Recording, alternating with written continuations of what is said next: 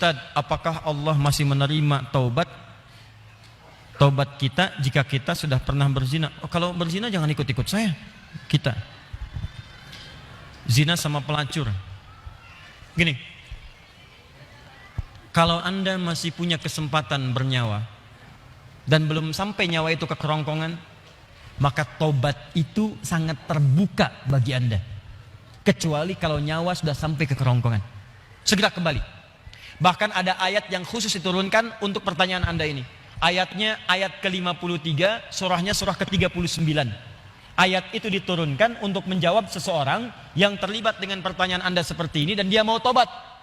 Maka Allah turunkan ayat Qul ya ibadiyalladzina asrafu ala anfusihim la taqnatu min rahmatillah. Katakan Muhammad pada hamba-hambaku yang telah berbuat israf. Di antara israf yang mengerjakan perbuatan dosa besar. Dosa besar di antaranya zina. Ketika dikerjakan seperti itu dia mau tobat. Kata Allah, ayo tobat, jangan putus asa dari rahmat Allah Subhanahu wa taala. Kenapa ada kalimat jangan putus asa? Karena orang kalau berbuat dosa besar, setannya lebih mudah menjerumuskan dia. Karena akan dibuat kalimat-kalimat dalam dirinya seakan-akan mencegah dia untuk bertobat. Sudah, dosa kamu berbuat sudah begitu besar, nggak ada kesempatan untuk bertobat lagi. Sudah, kamu sudah terlanjur basah, berenang sekalian, tinggalkan perbuatan yang ini. Kamu medannya di sini, kamu dunianya di sini. Kata Allah, itu semua tidak benar. Saya itu adalah Tuhan rahmat, bukan Tuhan ghadab. Rahmat saya melebihi ghadab yang ada dalam diri saya. Maka rahmat itu manfaatkan. Tobat. Ayo tobat. Saya katakan, jangankan Anda, pelacurnya pun. Maaf ya.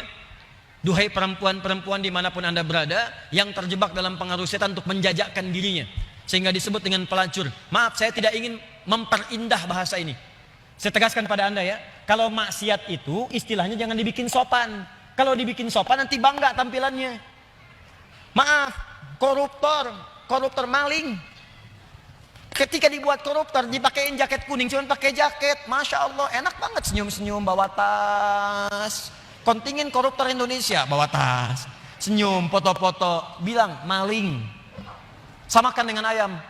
Kenapa orang pencuri ayam disebut maling? Pencuri uang ratusan miliar triliun disebut dengan koruptor. Walaupun mungkin maknanya berbeda, tapi kalimatnya diperindah. Maaf, perempuan menjajakan diri di malam hari jangan disebut kupu-kupu, nggak ada hubungan. Kupu-kupu aja nggak begitu. Ya, sebut aja dengan bahasa yang menjijikkan itu sehingga orang menjauhinya. Pelacur, selesai. Laki-lakinya apa? Jangan dipersempit. Buaya aja nggak begitu. Udah sebut aja misalnya pria jahat, pria buruk, pria pezina, selesai. Tuh pria pezina tuh. Bukan itu hidung belang, hidungnya sama. Nggak belang dia. Katakan pezina. Begitu disebut pezina, dia akan menjauhi perbuatan itu. Ayo, tempat-tempat zina, sebut aja begitu. Ya, jangan disebut dengan kalimat-kalimat yang indah. Begitu disebut dengan kalimat yang indah, seakan-akan perbuatan itu menjadi baik. Teruskan. Pernah dengar tentang hadis ini? Seorang pelacur memberikan air, minuman kepada seekor anjing. Ketika diberikan itu tiba-tiba keluar firman-Nya dengan segala keikhlasannya dia masuk ke dalam surga. Pernah dengar hadis itu? Jangan salah baca. Kalau salah baca nanti, jadi pelacur aja bisa masuk surga. Cukup cari anjing aja, anjing kasih minum surga. Kalau seperti itu enak banget. Bukan, cara bacanya adalah ketika dia memberi minuman itu, dia sadar dengan dirinya. Ini anjing aja hewan najis, disebut najis, keadaannya terhina, diberikan minuman, tiba-tiba dia bisa berubah beraktivitas dengan cara yang baik. Saya manusia, bukan hewan. Walaupun saya melakukan perbuatan hina, kenapa saya tidak berubah seperti anjing ini punya energi?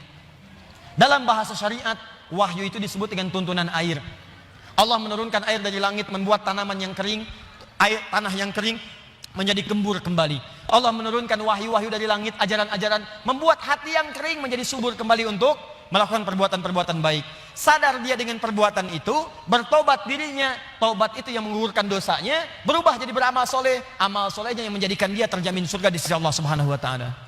Pelacur tobat masuk surga, pembunuh 100 orang tobat masuk surga. Maka saya ajak orang yang pernah berbuat perbuatan semacam ini, ayo tobat. Ada kesempatan. Dan jangan ditampakkan. Maksiat yang tampak hanya mengundang bencana. Ini sekarang ini sudah banyak nih. Saya perhatikan orang bangga berbuat maksiat. Awas, hati-hati.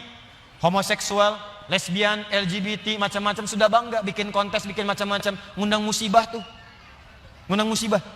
Dan kita doakan, kita ajak mereka dakwahi dengan lembut supaya meninggalkan perbuatan-perbuatannya. Doakan Pak, dalam malam kesempatan hari doa, istighfar. Karena istighfar itu diantaranya bisa menahan murka Allah Subhanahu Wa Taala. Wa ma kana Allahu liyu'adzibahum wa anta fihim. Muhammad, sepanjang kamu hidup mereka tidak akan pernah saya azab. Kalimatnya fiil. Tapi ketika nabinya meninggal, wa ma kana Allahu mu'adzibahum wa hum yastaghfirun. Kenapa yang pertama kata kerja, yang kedua kata benda? Pertama kata kerja karena di zaman Nabi setelah masuk Islam jarang orang berbuat maksiat. Setelah nabinya meninggal berubah jadi kata benda, orangnya banyak bermaksiat. Tapi kenapa azab ditahan oleh Allah? Ada kalimat di ujungnya wahum yastaghfirun, karena ada orang-orang yang masih istighfar kepada Allah Subhanahu Wa Taala. Kita berdoa malam. Ya, bikin programnya. Saya kemarin ke Padang berapa waktu lalu, wali kota Padang punya program Padang bebas maksiat. Saya kira ayo Kabupaten Bandung, ya Kabupaten Bandung bebas maksiat.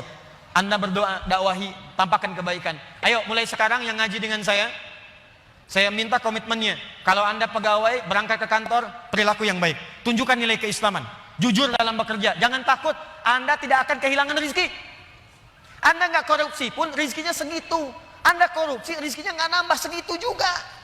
Jadi kalau Anda bisa dapatkan yang halal, kenapa mencari dengan yang haram? Nggak usah. Yang baik-baik aja. Rezeki Anda sudah terjamin. Demi Allah saya katakan, kelihatannya banyak, cuman segitu juga. Kalau Anda berbuat baik, ditahan oleh Allah, seperlunya dikasih, perlu dikasih supaya Anda nggak repot. Kadang-kadang dikasih banyak supaya bisa zakat, supaya bisa infak. Cukup tempuh dengan cara yang jujur, rezeki datang dengan semestinya. Ayo Anda yang bekerja di birokrasi, di diplomasi, jujur aja udah. Tunjukkan nilai keislaman. Pak, kenapa sok soleh sih? Gak nerima proyek begini, bukan sok soleh. Saya ingin menunjukkan bahwa agama yang saya peluk selalu mengarahkan pada nilai-nilai kebaikan. Demi Allah saya katakan, saya tidak menerima ini pun rezeki saya akan didapatkan dengan seperlunya. Sesuai dengan kebutuhan saya. Paham? Ditinggalkan yang tidak baik. Apapun pekerjaan Anda, yang polisi, yang tentara, yang macam-macam, yang camat, yang lurah, yang bupati. Ayo, kalau Anda merasa mengaji dengan kami, tunjukkan bahwa apa yang kita pelajari bisa dipraktekkan dalam kehidupan. Yang seperti ini, tobat. Kalau Anda tobat, saya doakan, saya bermohon pada Allah, semoga yang bertanya ini kalau benar-benar dia bertobat, dan semua yang bermaksiat bertobat, saya bermohon pada Allah semoga dimuliakan dengan surga saat kembali kepada Allah Subhanahu Wa Taala.